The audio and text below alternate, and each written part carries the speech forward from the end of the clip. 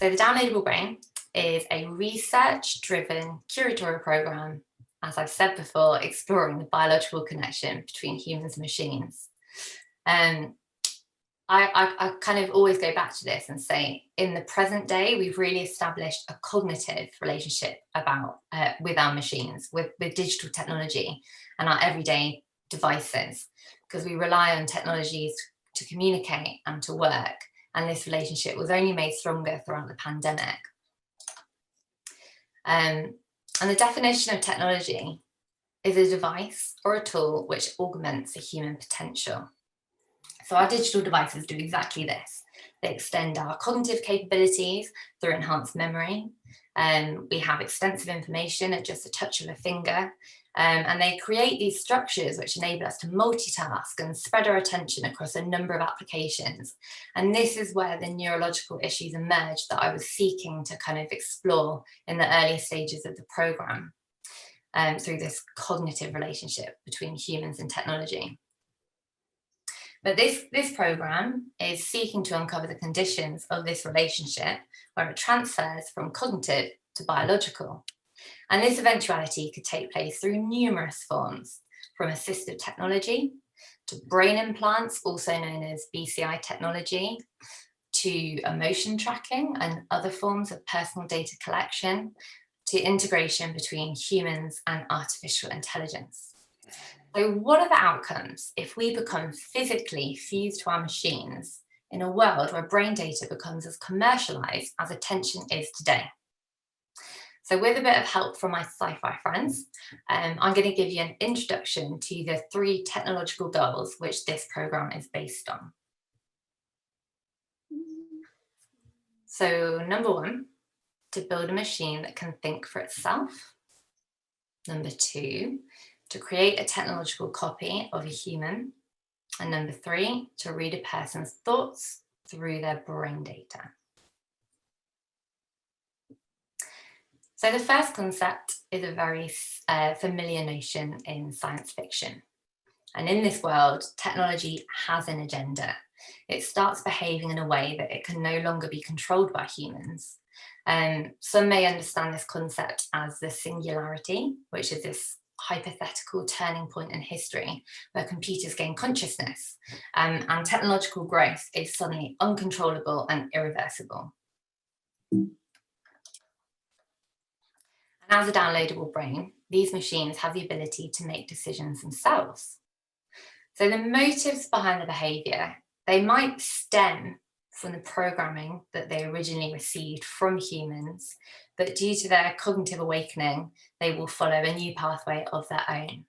And as a fascinating achievement as this may be, there are many concerns that this could pose a very big threat to humanity.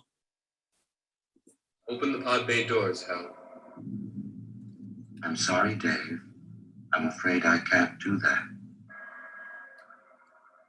What's the problem? I think you know what the problem is just as well as I do. What are you talking about, Hal?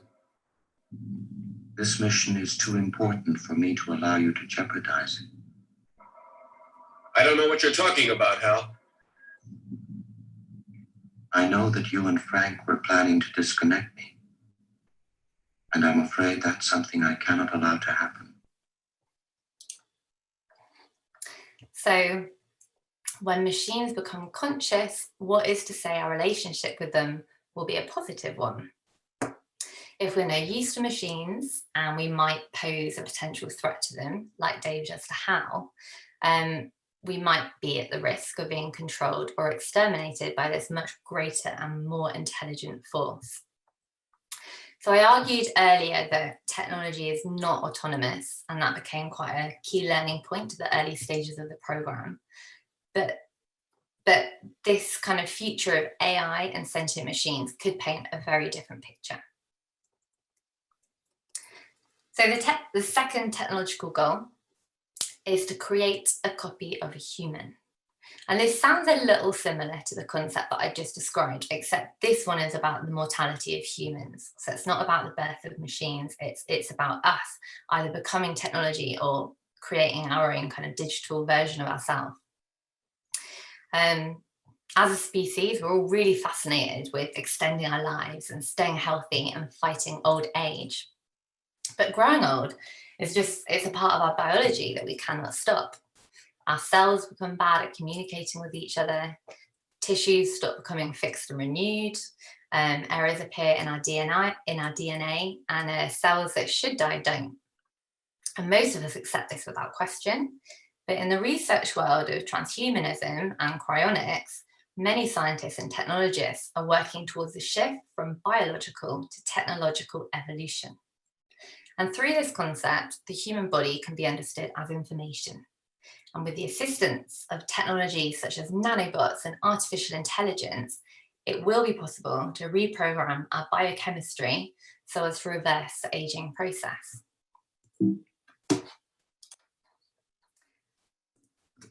If it turns out that we've got a lovely son instead of a lovely daughter, then we'll be happy. No, I'm not transsexual. Oh. Is that not the word now? But you said trans. What did we call you then? I'm not transsexual. I'm transhuman. Oh, okay. I'm sorry, they keep changing the words. I don't know the difference. I don't want to change sex. No, sure. We say gender now, don't we? Sorry. I said I'm not comfortable with my body, so I want to get rid of it. This thing, all the arms and legs and every single bit of it. I don't want to be flesh. I'm really sorry, but I'm going to escape this thing and become digital. What do you mean? They say one day, soon, they'll have clinics in Switzerland where you can go and you'll sign a form and they'll take your brain and download it into the cloud. And your body? Recycled into the earth. So you want to kill yourself? I want to live forever as information because that's what transhumans are, Mum. Not male or female, better. Where I'm going, there's no life or death, there's only data. I will be data.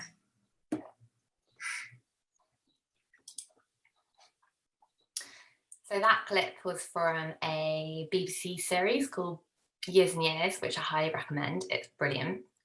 But what it does is it gives a really interesting interpretation of human and machine integration because it frames it as an emerging practice within society. And this sort of vision is about becoming technology ourselves. And again, thinking about the cognitive and physical advantages that this could bring to the human race. There are much simpler technological advances which also strive to create your digital copy by collecting data from your social media posts, your online communication, sometimes combined with your biological and cognitive data. And instead of becoming the technology yourself, you exist in digital and physical form, except when your biological self dies, you are left with this digital legacy. So through both of these kind of theoretical concepts, becoming information could also mean immortality. So this final technological goal is about the externalization of the inner workings of one's brain. It's very current, the technology already exists, but we're here to consider its potential. So a core technology that is very essential in decoding a person's neural signals with AI algorithms is BCI technology, brain-computer interface. And these are the devices that enable users to interact with computers purely with just brain activity alone. They were originally designed for medical applications with a really big surge in the 1990s in neuroprosthetics, restoring sight and hearing and movement. And one integral form of BCI technology is neural lace technology, which facilitates a direct pathway between the brain and an external device. So it sounds a bit wacky and sci-fi and a bit scary, but also really this connection could give us access to increased memory storage, amazing machine learning capabilities, and even telepathic type communication with another person without the need to speak.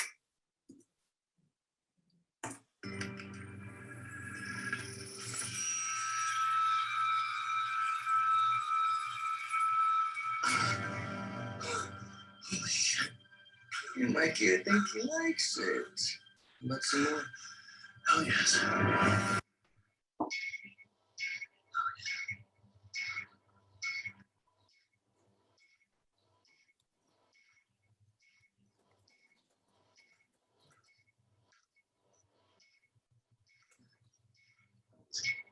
Ten out straight. It's a machine.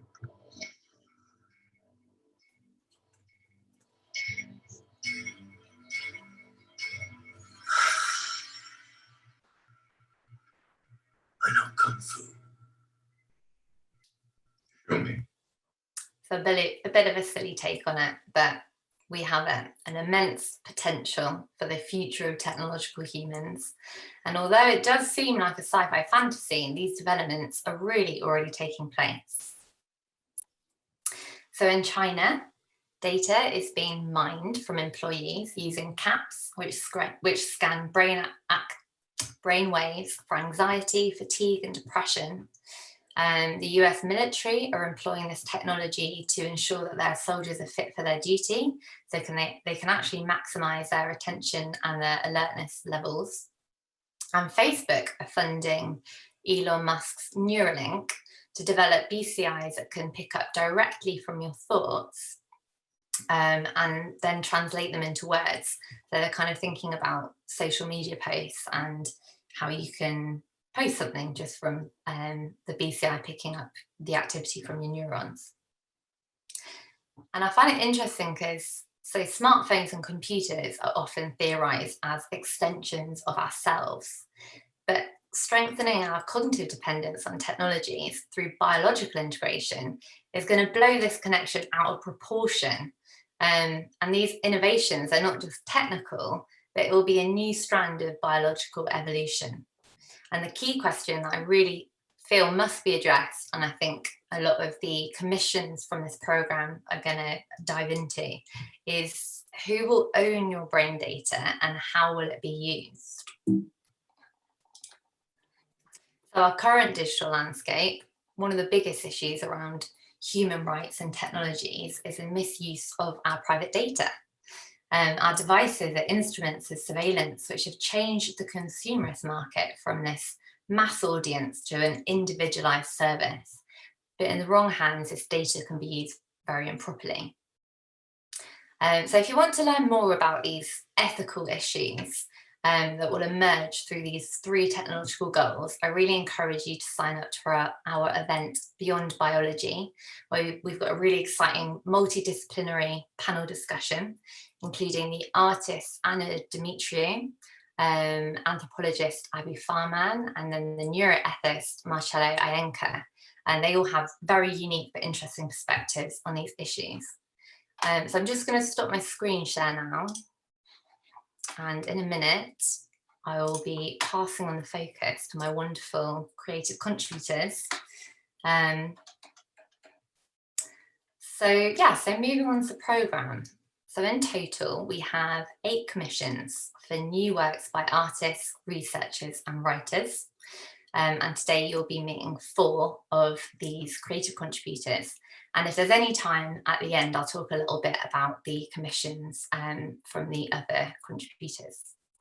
So I'm delighted to introduce our first guest, Sarah Selby. Sarah is the artist behind Artificial Evolution, which is our first commissioned artwork in the programme, and it's actually available for you to try today. So I'll pass on the limelight to Sarah now so she can introduce the insights behind her work. Thank you.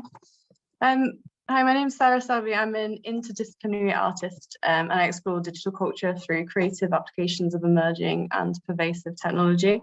For the downloadable brain, I've made a participatory machine learning artwork that's going to learn and feed on the knowledge of its visitors throughout the duration of the exhibition. So you can keep checking back and it should kind of evolve into a collective brain throughout the course of the show. So this is it at the moment. It needs a bit more input from sorry, I need to screen share, don't I?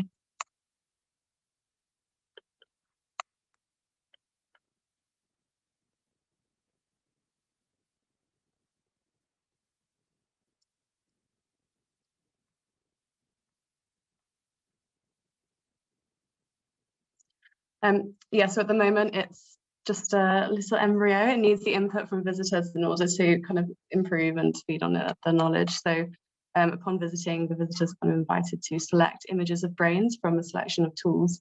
And upon confirming, these will be added to the machine learning model, and eventually a kind of collective brain is going to emerge from everybody's contributions. So I'll just talk a little bit more about the themes and the research behind it.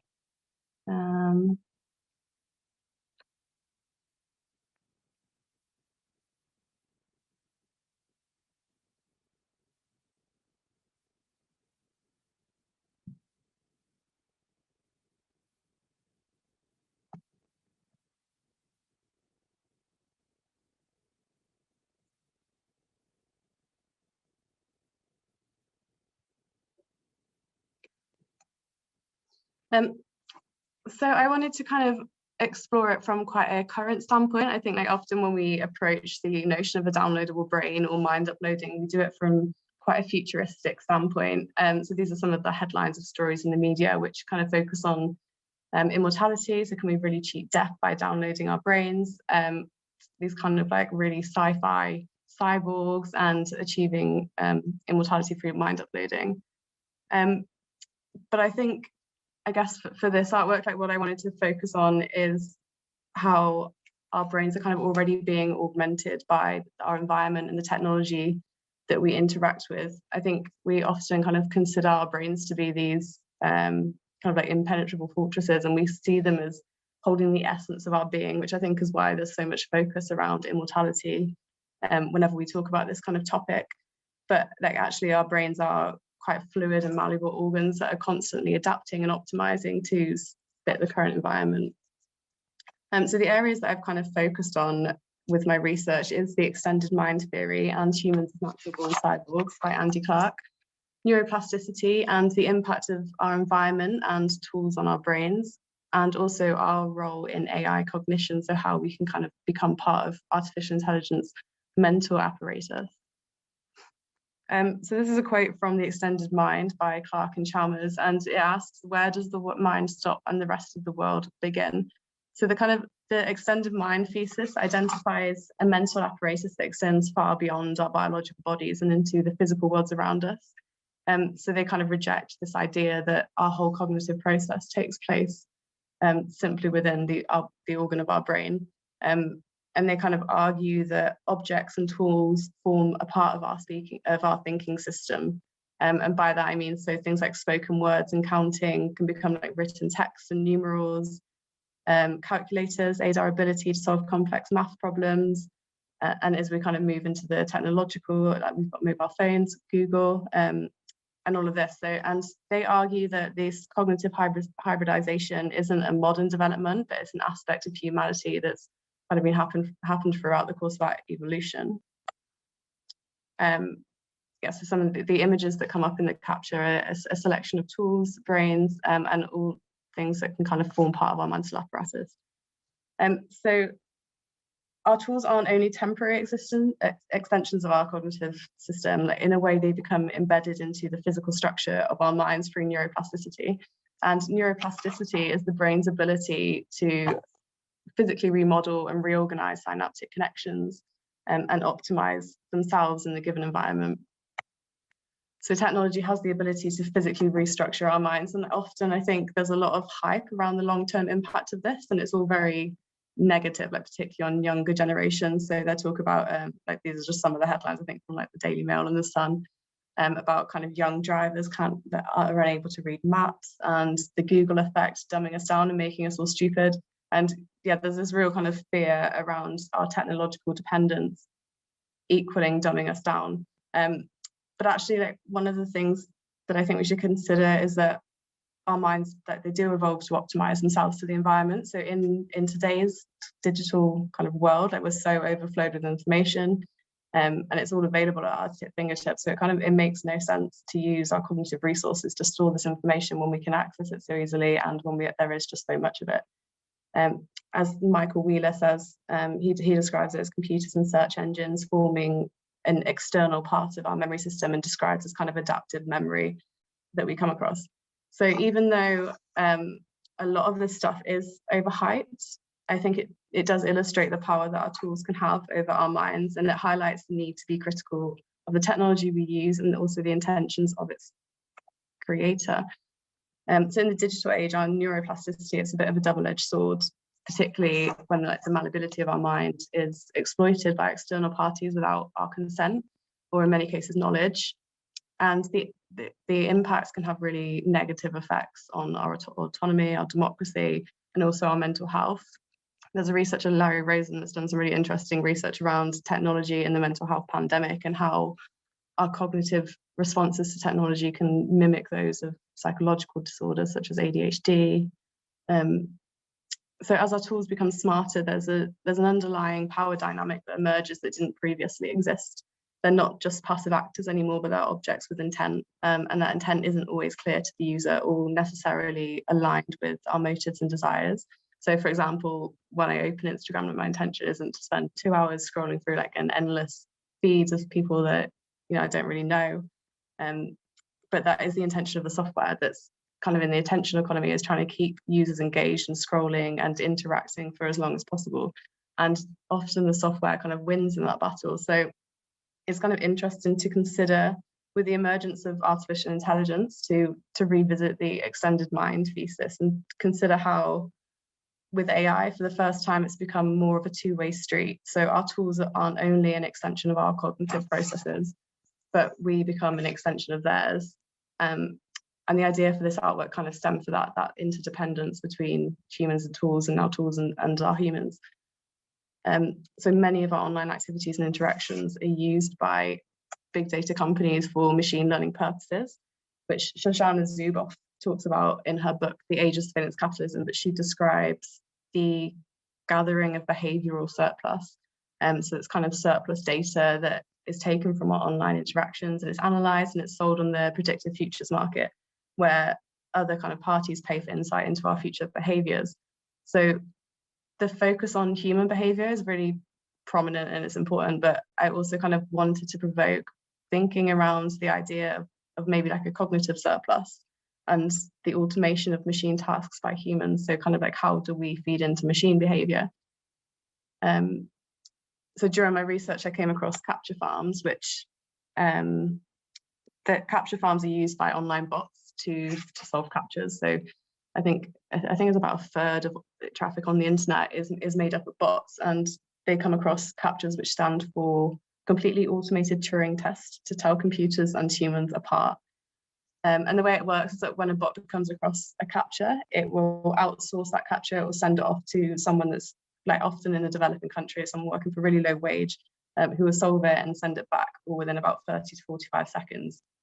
And I found this kind of idea of humans as functions and being built into the software, and this software being able to call on humans in order to achieve its own goal really interesting. And I think it exists everywhere, whether it's kind of automated bosses through platforms like Limber, or whether it's kind of like bots trying to get us to click or keep us engaged, or advert targeting. So that's one of the things that I wanted to kind of question with this artwork, is to have an artwork that's dependent on the audience and their interactions in order to achieve its own cognitive goals. Thanks. Oh, thank you so much, Sarah. That was a really wonderful introduction, and I think it's really interesting because we're always thinking about how machines augment our potential, but what you do through your artwork and through your presentation is kind of raise awareness of how actually humans are sometimes built into software itself. So next in our programme is Marcus Littians. Marcus and I have worked together since actually the birth of Cognitive Sensations. We've had many conversations about our shared interests of the senses, and today he will be talking about our collaborative project, the New Herrulians, and his relevant practice in emotional and psychological experience. So yeah, I welcome Marcus to present. Hi, hopefully you can hear me. Hi, Gabriella. Hi, everybody. Thank you for joining us today. And I've had some great collaborations going on with Gabriella, and I think they're kind of in process and emerging. So what I'm going to do is share a few slides. Some are more technologically derived and some are more analog, but I think they both feed into each other. So I'm just going to share my screen. And let's see, view, present. So I'm very interested in the unconscious and in consciousness and synesthesia. And this is a chart I developed based on the kind of psychological association between color and moods. And it's derived from a wheel called the Plutchnik wheel.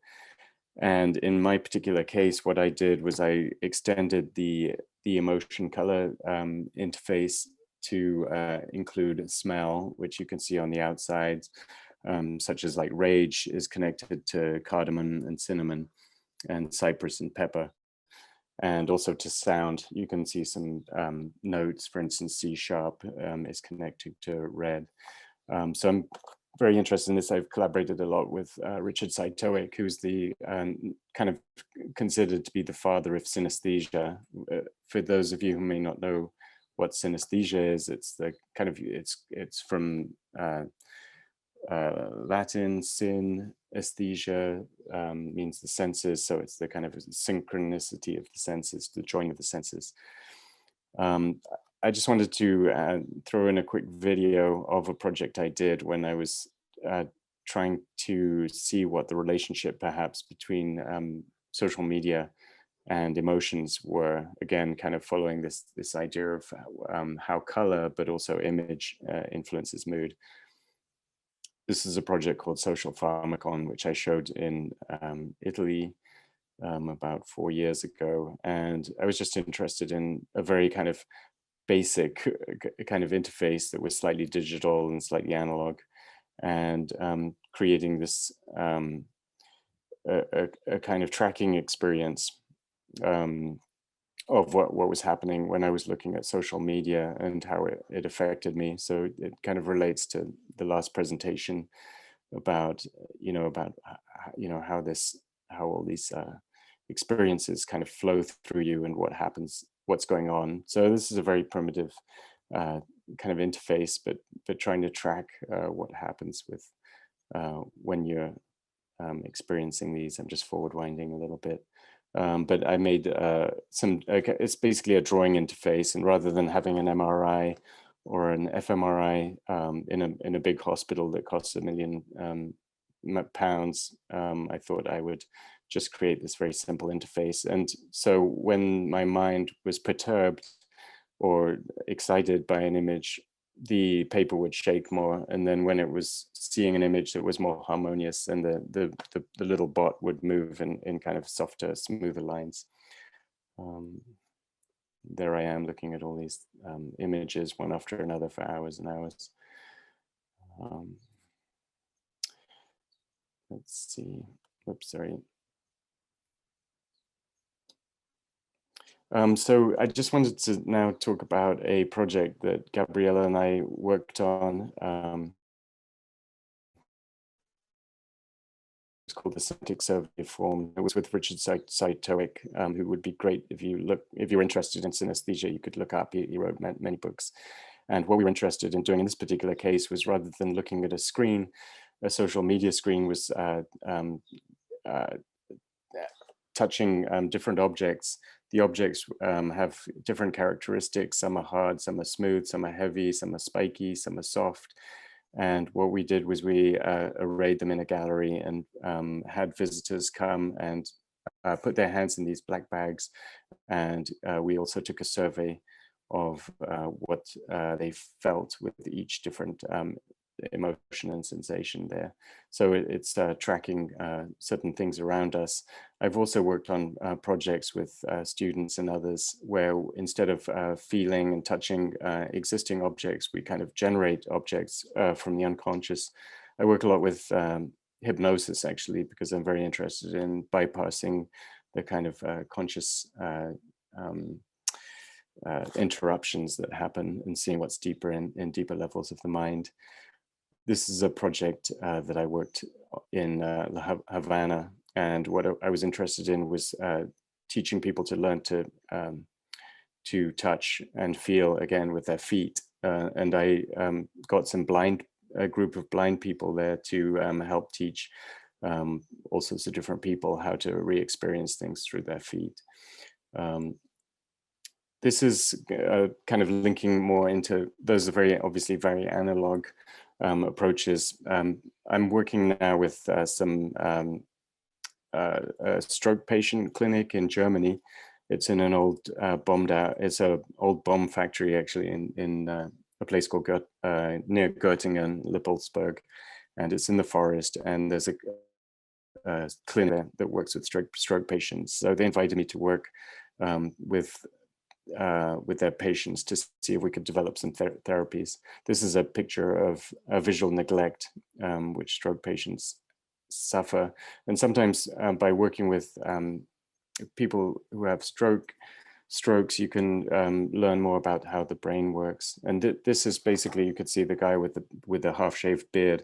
A lot of stroke patients have this thing called neglect, which is that they only are aware of one side of not just their body, but everything around them. This is a project I did in Italy, which was actually trying to reconnect both sides of the brain at the same time, working with the unconscious and drawing, automatic drawing. These are some sketches from the clinic, and I'm very interested in symmetry. And this is a cabin that I developed in Documenta in Germany, where I made everything symmetrical. There's no mirror on the floor, it's built into the ground. And I made a lot of hypnosis sessions down there, exploring consciousness. At the clinic, there's a lot of analog tests and examples of how stroke patients can engage with tactile experiences, which is pretty interesting, and color as well, you can see. And there's also lots of clinical tests that are quite dull in a way, very basic tests of, putting cubes together. In this particular case, you have to put all the white faces on the outside of a block. Just wanted to mention about technologies. We sometimes get carried away because digital technologies seem to be kind of the be all and end all of a lot of things. But in this particular case, on the right, you can see this mirror box, which was a process that was developed by Ramachandran for people with lost limbs and to help heal phantom limb syndrome. And so I've worked a lot with kind of working with people's expectations. The one on the left was at the Venice Biennial, where I worked with this idea of fear and reversing fear that's locked inside the body. Again, very analog. This is in the clinic again. You can see on the left, there's these kind of games that the stroke patients develop to move from side to side, and they track with their body different expressions. On the right, you can see a shaman from Mexico. There's also technologies that are to do with plant medicine. So that's also something to bear in mind. Here's an eye tracking device from the clinic.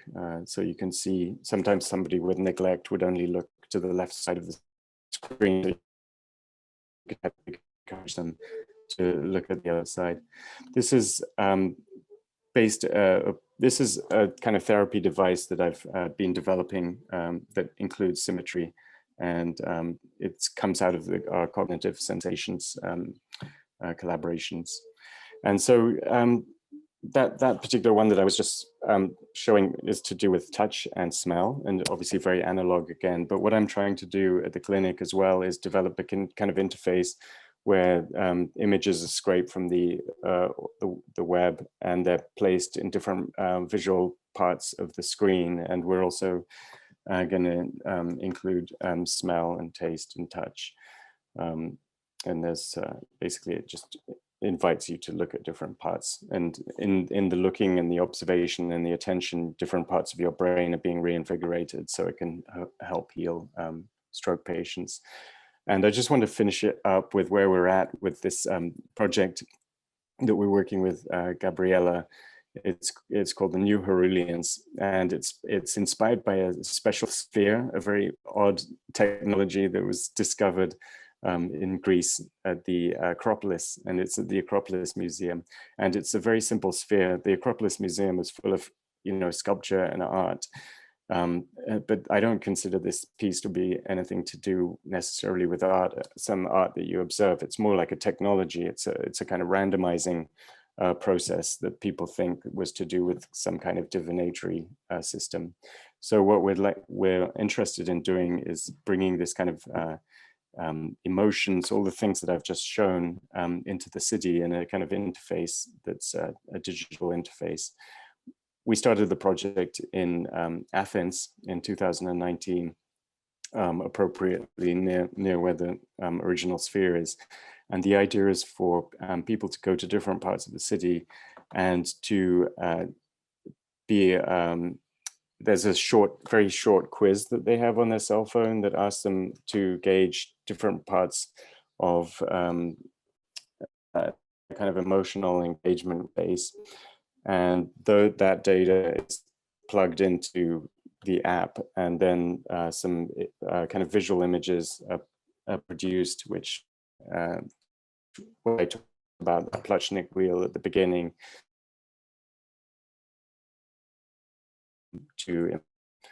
and so what we want to do now is bring this project to Liverpool, and we will be exploring how the project works and perfecting the app, developing it with the feedback of students. So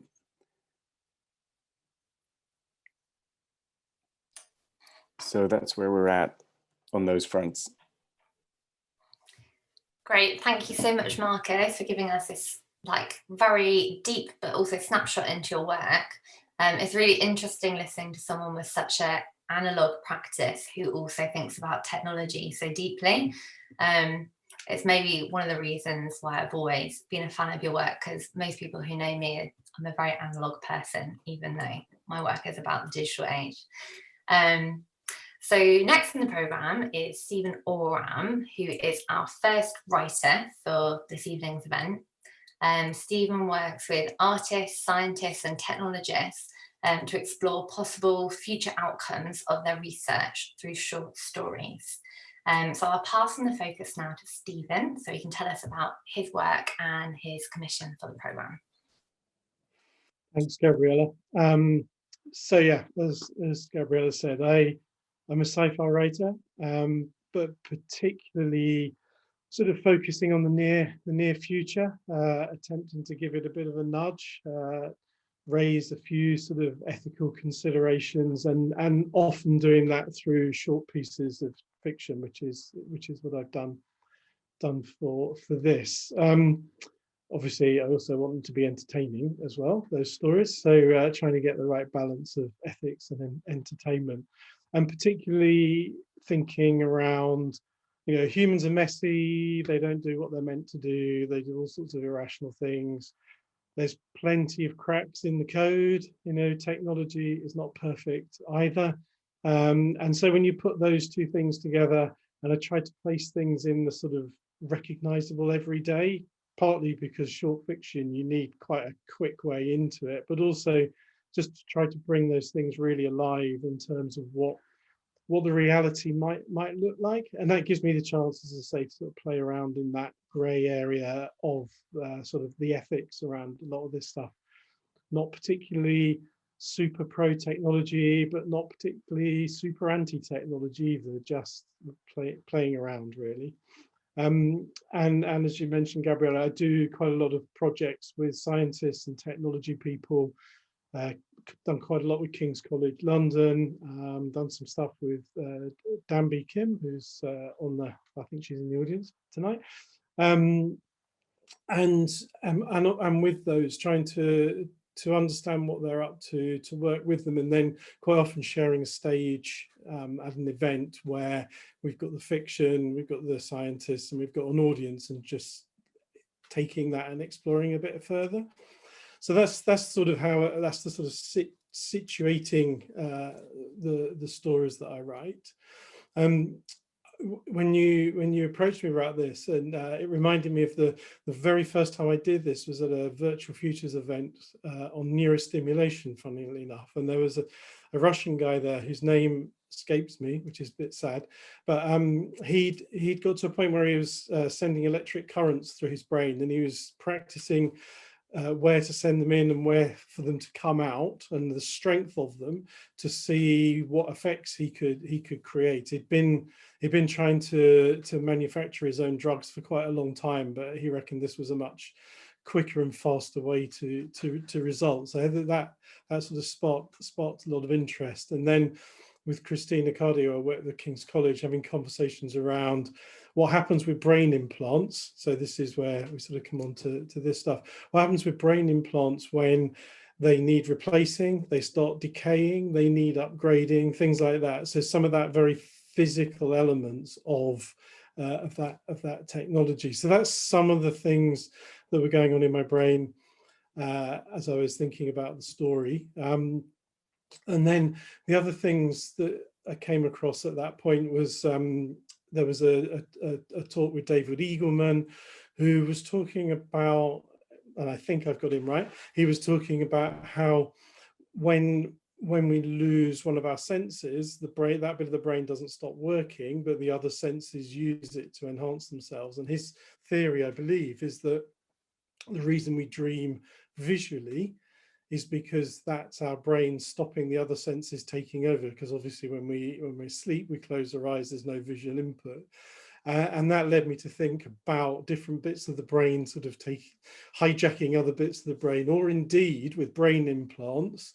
And if, as I think we should, we start to think more about AI in terms of collaboration rather than the sort of us or them scenarios, some of the things you were saying at the beginning there, then if we're going to collaborate with artificial intelligence, and we think of things like AlphaGo, which took lateral through sort of unexpected moves when it won its game of Go, I started playing around with the idea that actually when we dream, are we more likely to make the same sort of unusual jumps in our thinking? And maybe that's where, if we collaborated with AI when we're dreaming through brain implants and input through the AI, we're in a very sort of interesting space.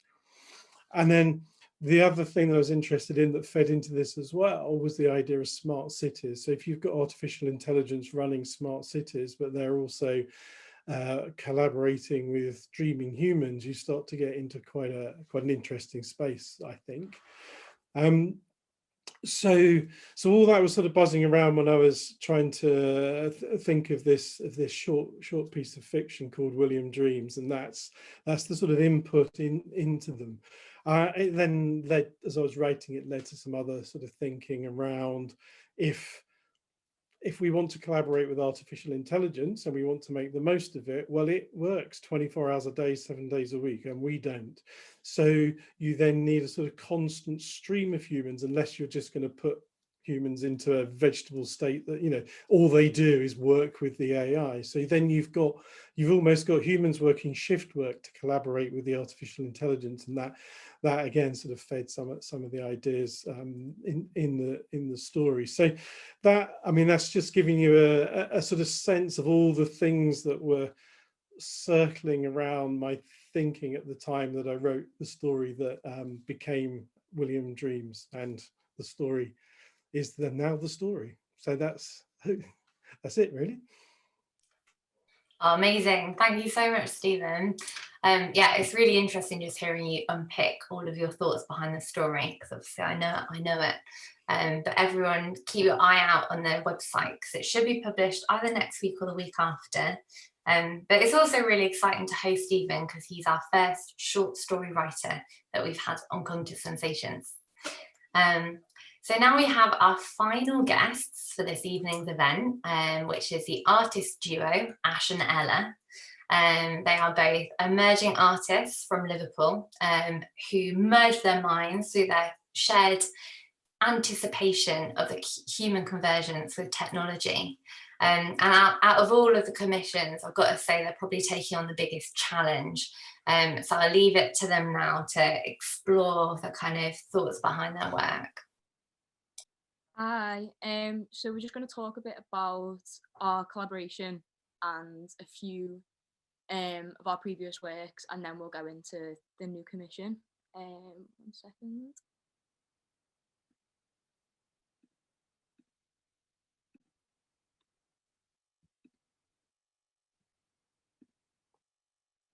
Okay.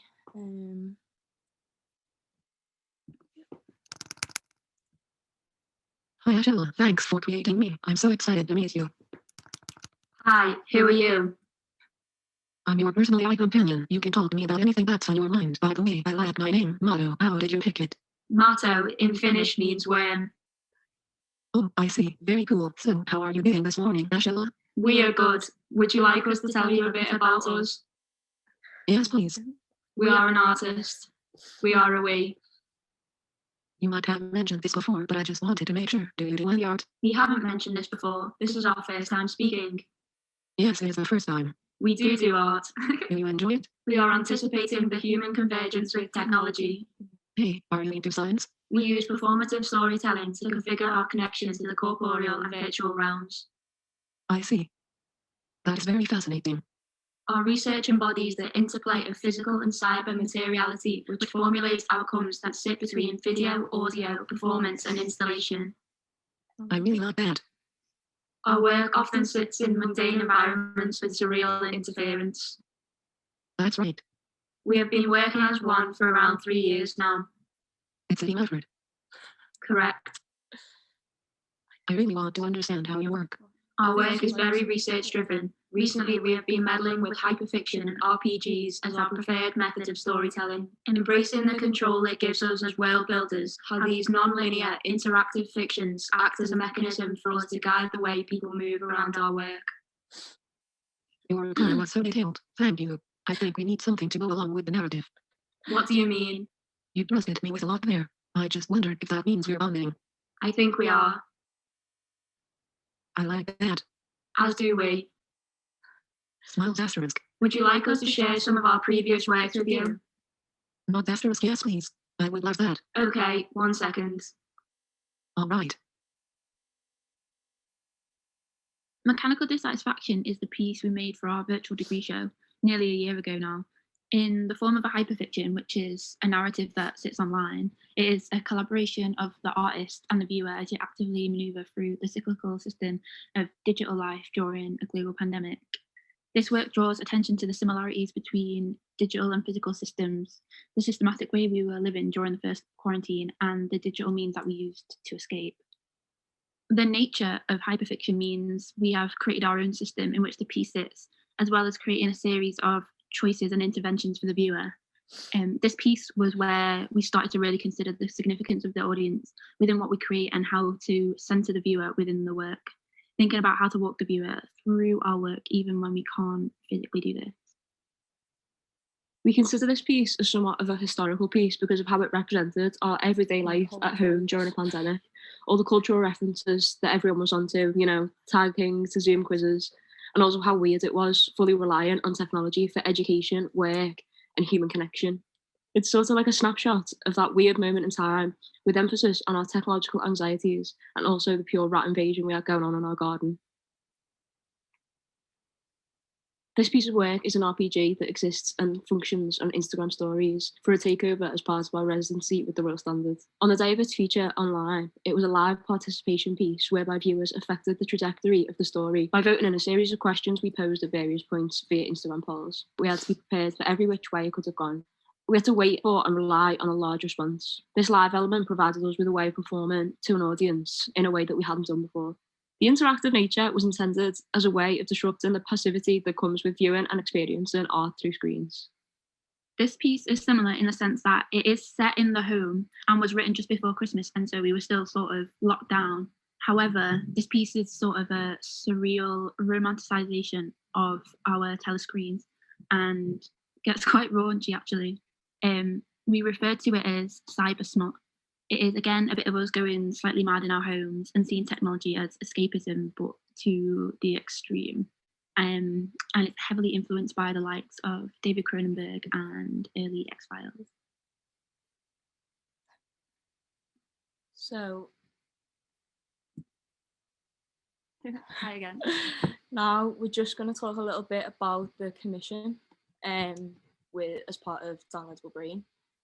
So the nature of the piece, it's an augmented reality piece, and it's basically going to consist of a series of prompts that can be printed off at home by the audience and scanned using an app to unveil like multiple video works that we're in the process of making. It's really different from our previous kind of way of working, and it, instead of us creating these kind of like pathways and guiding the viewer through the narrative, this artwork completely flips those roles and responsibilities. So it gives the audience the power to curate the body of work in whichever order or environment they feel most comfortable with. You know, they can place them in a line up the stairs, they can take them to the park, put them on trees, cluster them by the feet. They can even take them to the nan's house, wherever it feels right for them to consume our work. Yeah, it's like quite out of our comfort zone to relinquish this responsibility. And we see this as like a different form of interaction. To reiterate, we really see audience participation as paramount when it comes to virtual exhibitions, in order to like set them aside from the constant consumption of image and video that we experience on social media, and also to like break down that barrier that often stands between the artist and the audience, because like it should be just a conversation. The piece that we are making, or that we've made, observes the existence of worms and the symbiotic relationships that they have with their environments, and parallels the human technology integrated reality as a way to understand and question our position in the life and growth of technology. It started off with Ash finding worms in a garden one day and documenting them, then us thinking more and researching the different types of relationships that they have with other organisms, whether that be mutualism, which is like a service relationship where both organisms benefit, or parasitic, like a parasite host relationship. And we have been fully using these strange relationships in nature to think about what technology does for us, and more interestingly, what we do for technology. Yeah, so we've kind of, just been researching loads about worms, and if you want to find out more about this, this like worm human technology connection, keep your eyes out for July when this piece is going to be ready. Thank you. Oh, thank you so much. The chat went mad. I think everyone really enjoyed your presentation. Yeah, so Ash, Ella and I have been talking a lot about like what it really means to connect with audiences online, and how you can retain your audience's attention. I think we met during the pandemic, and for me personally, the pandemic has been a really interesting time to be a curator in the field of digital culture, because this has been a time of like, we've just seen a burst of activity with online exhibitions and online artworks and all these different experiences. Some galleries have completely changed their kind of programming, and it's become very virtual and taking on the materiality of the internet, whereas others might just kind of try and replicate what they're doing in a gallery but online. So it's been quite an interesting thinking space, to think, you know, Cognitive Sensations is an online platform. We're engaging with audiences online. We can't see them. We don't know what they're doing when they're engaging with our artworks. So with Ash and Ella, we've been talking about how we can bring art or digital art to your home, but also give you the chance to have a bit more of a say in your experience. So many of the Downloadable Brain commissions are about taking risks and really pushing the boundaries of online art engagement. So this is a moment where we move the attention to the wonderful audience members. I don't know how many questions have been put in the Q&A. I know Faye has been keeping an eye on it. I mean, anyone is welcome to unmute themselves and raise a question themselves. It can be to me, to any of the artists. I'm gonna leave this now to Faye, and she can tell us if there's any questions so far. There was one question about to Marcus about how can I find out more about, I don't know if Roger, would you like to come off mute and ask yourself, or do you want me to ask it for you? No, hang on, I'm fine. I've just come off mute. I don't know if you can see me on video or not. No, I very much enjoyed all of the presentations. Thank you very much, and thank you for putting it together, Gabriella, brilliant. I was particularly taken by Marcus's work in Germany, but in the post I actually answered my own question, to be honest, because I found a link to the academic paper that he's done. I've just been reading through it whilst at the same time multitasking this, and so I have an answer.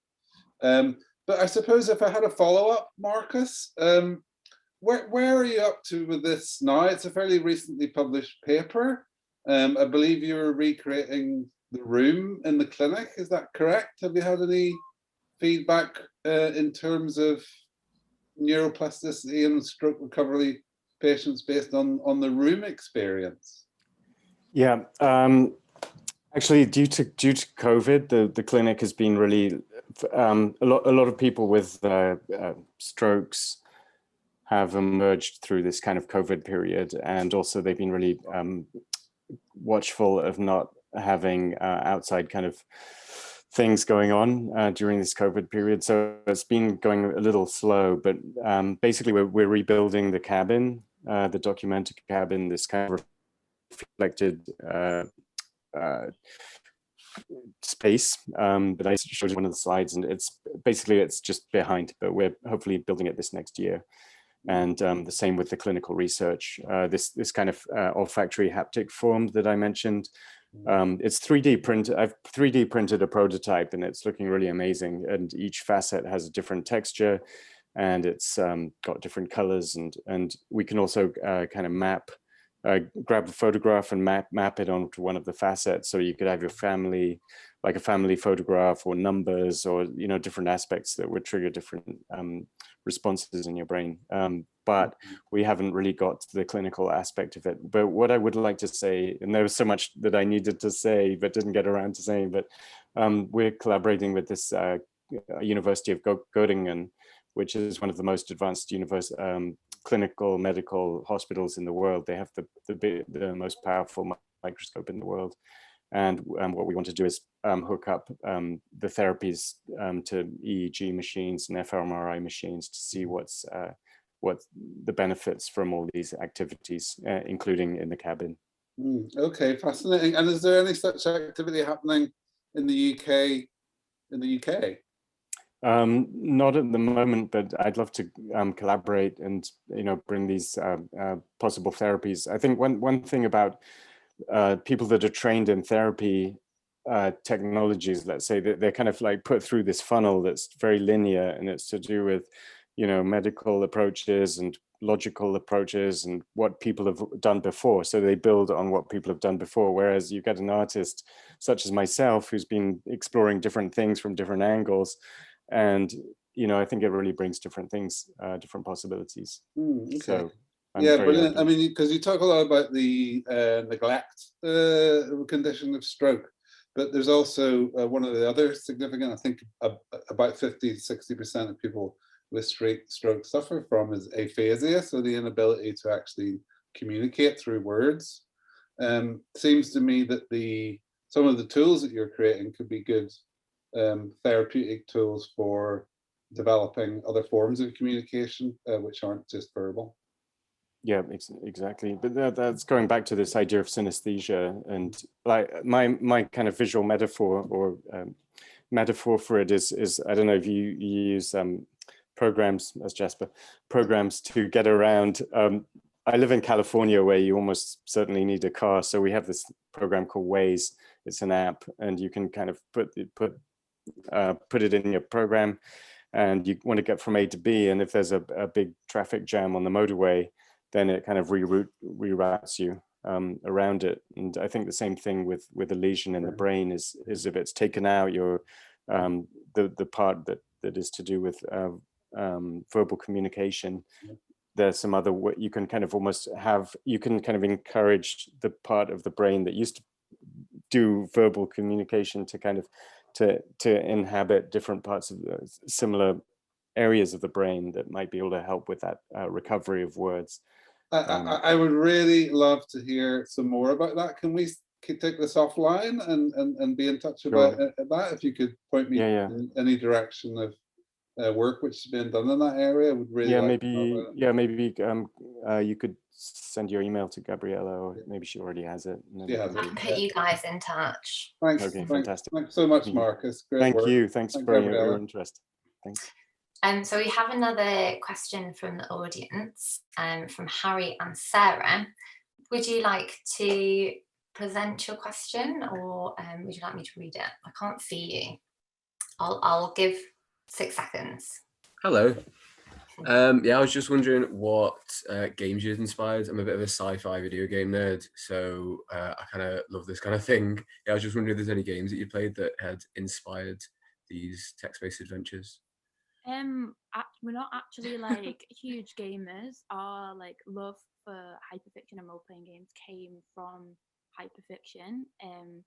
We, in our second year of uni, like we took part in this like hyperfiction reading group that an artist and curator called Helen Kuplinski like came and did in like the research lab of our uni, and we just sat around and like went through them, chatted to them, and just think it's like such an interesting like form of storytelling, this like 90s sort of nearly redundant like technology or like way of telling stories, and the ones that kind of really took our fancy were like works by Danielle Brathwaite-Shirley and Paul Pentine, one called Howling Dogs, which you can access online really easily.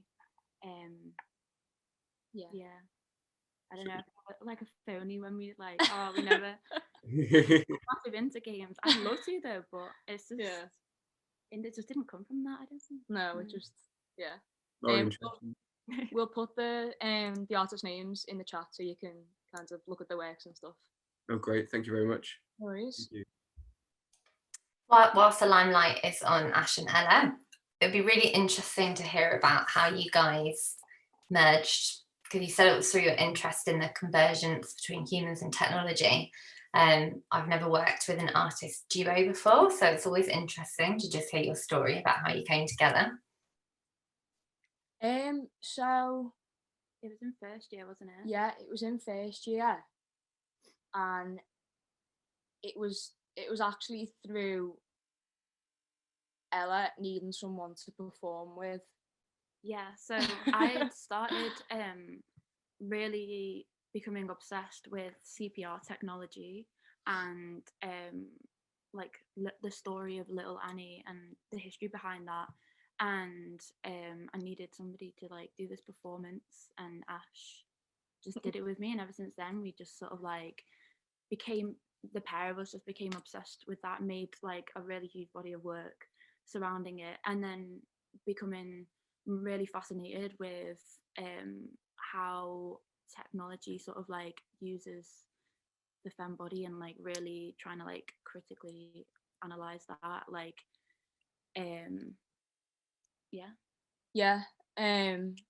again, and we've both just always been, I've always been really interested in kind of like transhumanism and this idea of like questioning what it means to be human.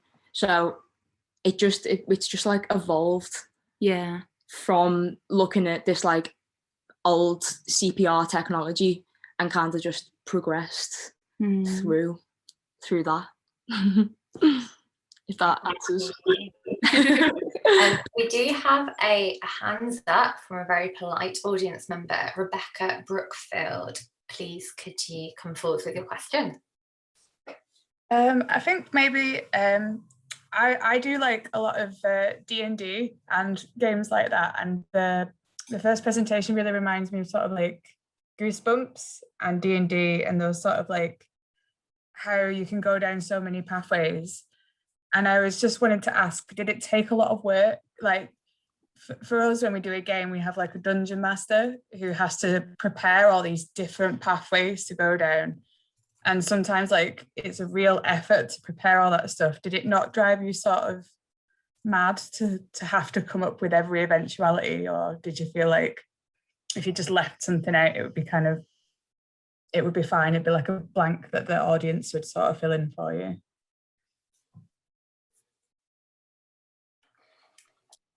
Sorry, was this for us or Sarah? For you guys. Right. Sorry. Yeah. What, to map out all of the like eventualities. Is it sort of like a bit of a break to? I think it would be really interesting to relinquish that control and give it over to an audience. Do you know what I mean? Having seen how, but it's a lot to prepare, isn't it? Like. Yeah, definitely. Yeah. We had like maps written out everywhere, didn't we? Yeah. On like paper, trying to figure out all the different pathways. Like it was, and we had it on like our PowerPoint presentation as well, because you Yeah. can actually like, interestingly, you can like map it out sort of when you like link all of the slides Yeah. together. But yeah, just our living room during lockdown was just full of like just scribbles everywhere. Paper And like everywhere. I'd draw another arrow and like, oh, I've run out of paper, and then it's just like another one, Sticking it all together. But yeah, it took a while to come together. Yeah, is that kind of answers? We finally ended up making the piece on like the first piece we showed on Twine, and that kind of became a lot easier to kind of like piece that together. Yeah. But when we first started off and had like all the different outcomes and like how they all together, it was just like chaos. Just thinking it must have been absolute chaos. It was fun Cool, though. all of that stuff. So I guess like your pieces in a way are a bit of like an iceberg. So we just see the tip. Yeah. Of actually a big basket there. Sorry, I just was interested in how you were doing it. Thank you. No worries. Thanks for the question. Thank you. I have a question for Sarah. I'm interested in your approach because you're a very digital artist, but you also kind of state very clearly in your practice that you really like to converge physical and virtual experiences. I just wondered if you could maybe share with the audience some of your approaches and the challenges of doing so, and just kind of remark on that. Yeah, I think like this one was a very, very digital one for me. I don't tend to do screen-based artwork, so it was quite different. I think like obviously COVID and lockdown and things that kind of limit our ability to have physical shows and physical artworks. But I think yeah, for me it's kind of always important to have that connection between the two worlds. I don't think that they're like two completely separate entities, and I quite like to overlap them and show how one impacts the other. Which I've done like previous works of mine. I did a show called Raised by Google that sort of tried to like take these like prediction algorithms that I've sort of mentioned in the talk today and like bring them out into the physical world. And I think it can really help people to kind of like grasp these quite like intangible ideas. So I think for this piece, I guess the correlation between the physical and digital that's there is the fact that it's kind of these like physical people, physical brains and minds that are contributing to kind of an artificial mind.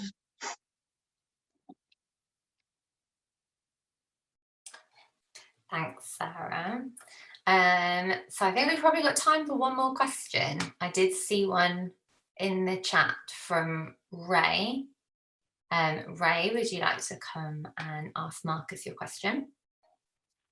Yes, hello everyone. I've really enjoyed the conversations. I didn't get to see everybody. I'm sure I'd have questions for everybody, but I managed to catch some of Marcus's presentation, which was fascinating.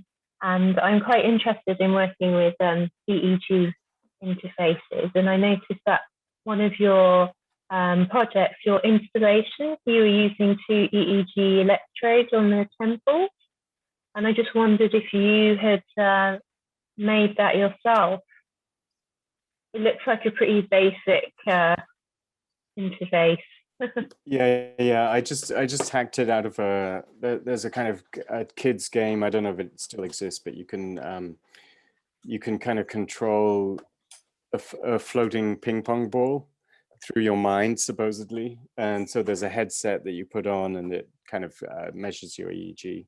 So I just kind of like repurposed that. So I mean, sometimes if you want to do something quote unquote technological, it's best just to get something that exists and then just repurpose it. Right. Okay. Have you ever tried working with the new headset at all? I've worked with different types of headsets.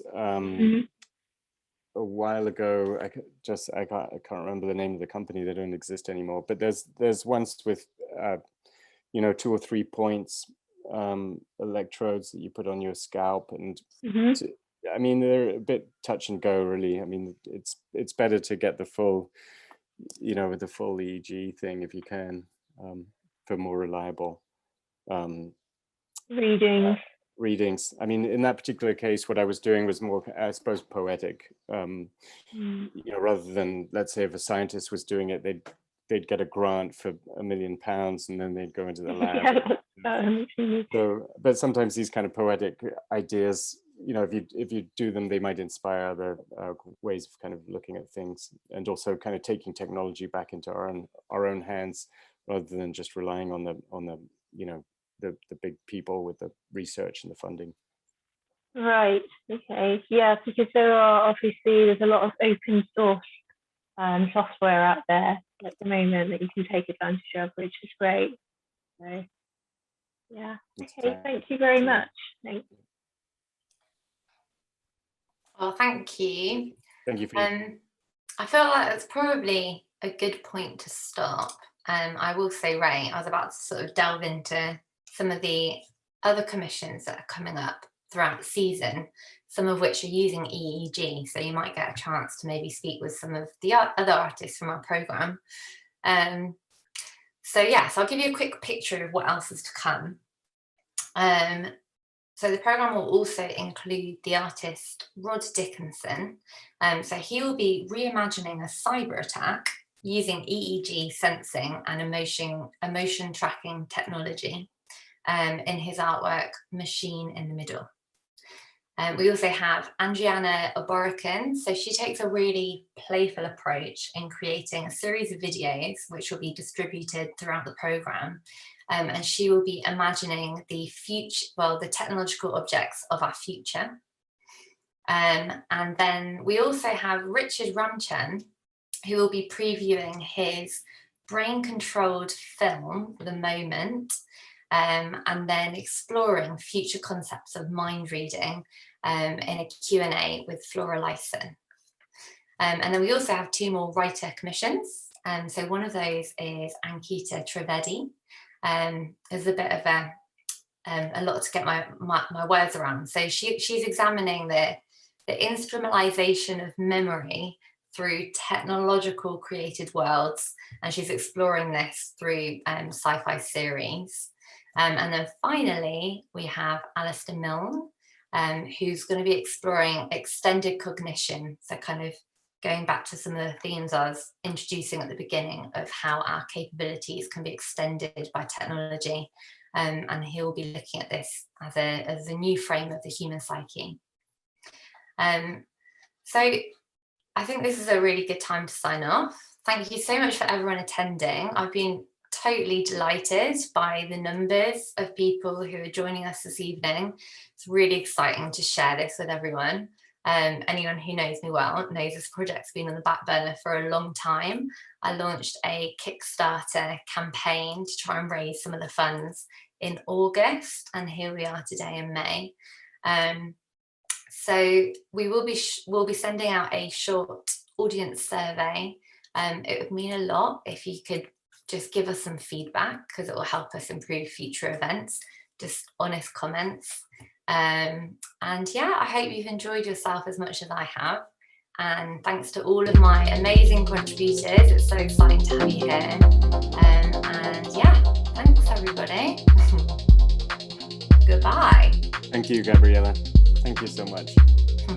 My pleasure.